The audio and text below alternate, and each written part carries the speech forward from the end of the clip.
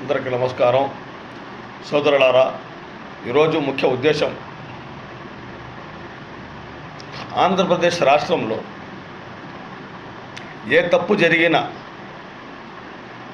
ఏ అఘాత్యం జరిగినా గత 6 నెలల నుండి ప్రతి విషయాన్ని జగన్మోహన్ రెడ్డి పైకి నెట్టేయడం. ఏ చిన్న విషయం జరిగినా ఆంధ్రప్రదేశ్లో గౌరవ మాజీ ముఖ్యమంత్రి జగన్మోహన్ రెడ్డి గారిపై నెత్తిన వేయడం, తమ పగ చల్లారిందని కూటమి నాయకులు అంటే టీడీపీ, జేఎస్పీ, బీజేపీ నాయకులు సంతోషపడి సంబరాలు చేసుకోవడం. చంద్రబాబు నాయుడు గారి నిద్ర రాకపోతే జగన్మోహన్ రెడ్డి గారు కారణం, పవన్ కళ్యాణ్ గారికి అధికారం లేకపోతే జగన్మోహన్ రెడ్డి గారు కారణం, ఏదైనా హెచ్చుతగ్గులు జరిగితే జగన్మోహన్ రెడ్డి కారణం, లైంగిక సమస్యలు ఏర్పడితే జగన్మోహన్ రెడ్డి గారి కారణం, ఎవరైనా ఒక అమ్మాయిని దారుణంగా సామూహికంగా రేప్ చేస్తే దానికి జగన్మోహన్ రెడ్డి గారి ప్రభుత్వమే కారణం. అంటే ఇప్పుడు జరిగేది కూడా 2024 కూటమి ప్రభుత్వం వచ్చినప్పుడు జరిగిన ప్రతి చిన్న విషయానికి, పెద్ద విషయానికి కూడా జగన్మోహన్ రెడ్డి గారి కారణం. అంటే దీని అర్థం ఏమంటే కూటమి ప్రభుత్వంలో లుకలుకలు ఏర్పడ్డాయి. టీడీపీ, జేఎస్పీకి, బీజేపీకి ఒకటికి ఒకటి పడ్డం లేదు. చంద్రబాబు నాయుడు గారు తన అధికారం నిలబెట్టుకోవాలని జేఎస్పీని వాడుకుంటున్నారు. అందులో భాగమే కాకినాడ పోర్టు షిప్ విషయం కూడా. అంటే ఎక్కడెక్కడైతే వీళ్ళు చెప్పినటువంటి వాగ్దానాలు చేయలేకపోతున్నారో, ప్రజలు ప్రశ్నిస్తున్నారో అక్కడ మాత్రం వెంటనే జగన్మోహన్ రెడ్డి వచ్చేస్తారు. ఇది జగన్మోహన్ రెడ్డి గారు తప్పు. అయ్యా, జగన్మోహన్ రెడ్డి గారు తప్పో ఒప్పో, మీకు 6 నెలలైంది ప్రభుత్వాన్ని అప్పచెప్పి. మీరేమన్నా గుడ్డి గాడిదలు పళ్ళు తొమ్ముతున్నారా? ఏం చేస్తున్నారు? మీకు ఎందుకు ఇచ్చారు అధికారము? ఎవరు మీరు? మా మీద హక్కు చెలాయించే దానికోసం మీకు అధికారం ఇచ్చాను కదా, హక్కు చెలాయించమని. అవన్నీ వదిలేసి అరెస్టులు చేయడం, జైలులో పెట్టడం, తిట్టడం, కొట్టడం, ఇదేనా మీరు చేసే పనులు? ప్రజలు అసహించుకుంటున్నారు. ఒక ముఖ్యమంత్రిగా ఉండి, ఒక డిప్యూటీ సీఎంగా ఉన్న వ్యక్తి మాట్లాడే భాషేనా ఇది? నా కొడకల్లారు అంటారు, చెప్పుతో కొడతారంటారు, తాట తీస్తామంటారు. ఎవరబ్బ సొత్తు తిన్నారని తాట తీస్తారు మీరు? తమాషా చేస్తున్నారు మీరేమైనా?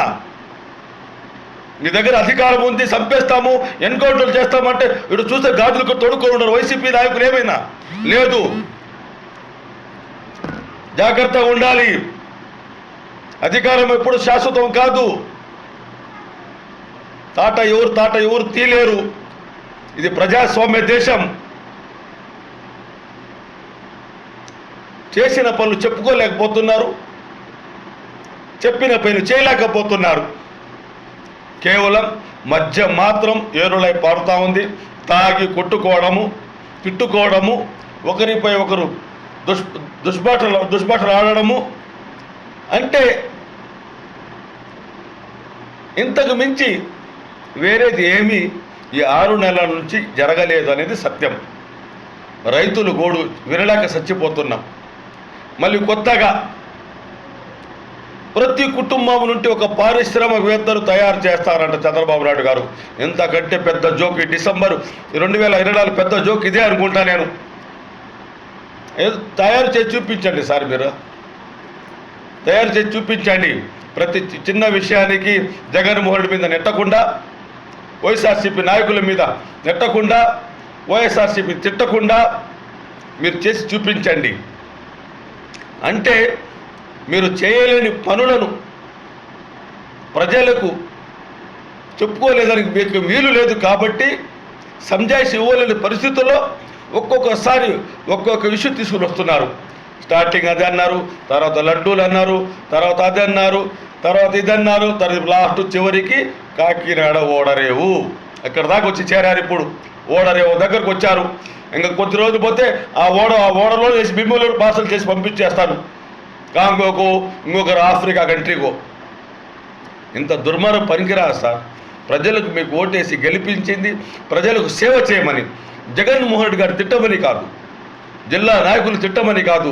1000 కోట్లు దోచేస్తున్నారు, అర్థం కావడం లేదు, ప్రజలు ఏడు సస్తున్నారు. ఎందుకు వేసాం మీకు అధికారం కూటమి ఇచ్చింది, రాక్షస పరిపాలన అని ఎక్కడ వెళ్ళిన అభండాలు వేశారు. మీరు అన్నారు, ఇప్పుడు స్వయాన డిప్యూటీ సీఎం పవన్ కళ్యాణ్ గారు అన్నారు, కొలంబియా నుండి ఓట వచ్చింది వైజాగ్కి, దంతులు 25,000 కోట్ల